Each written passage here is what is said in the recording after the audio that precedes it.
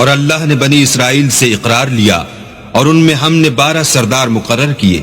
پھر اللہ نے فرمایا کہ میں تمہارے ساتھ ہوں اگر تم نماز پڑھتے اور زکوٰۃ دیتے رہو گے اور میرے پیغمبروں پر ایمان لاؤ گے اور ان کی مدد کرو گے اور اللہ کو قرض حسنہ دو گے تو میں تم سے تمہارے گناہ دور کر دوں گا اور تم کو بہشتوں میں داخل کروں گا جن کے نیچے نہریں بہ رہی ہیں۔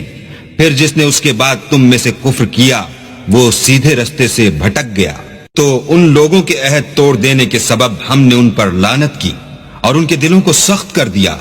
یہ لوگ کلمات کتاب کو اپنے مقامات سے بدل دیتے ہیں اور جن باتوں کی ان کو نصیحت کی گئی تھی ان کا بھی ایک حصہ فراموش کر بیٹھے، اور تھوڑے آدمیوں کے سوا ہمیشہ تم ان کی ایک نہ ایک خیانت کی خبر پاتے رہتے ہو، تو ان کی خطائیں معاف کر دو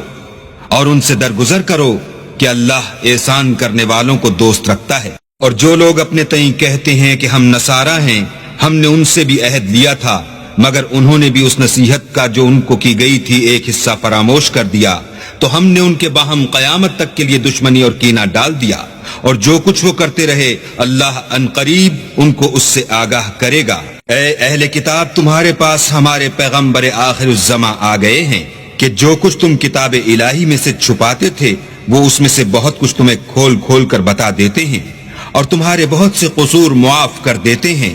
بے شک تمہارے پاس اللہ کی طرف سے نور اور روشن کتاب آ چکی ہے جس سے اللہ اپنی رضا پر چلنے والوں کو نجات کے رستے دکھاتا ہے اور اپنے حکم سے اندھیرے میں سے نکال کر روشنی کی طرف لے جاتا ہے اور ان کو سیدھے رستے پر چلاتا ہے۔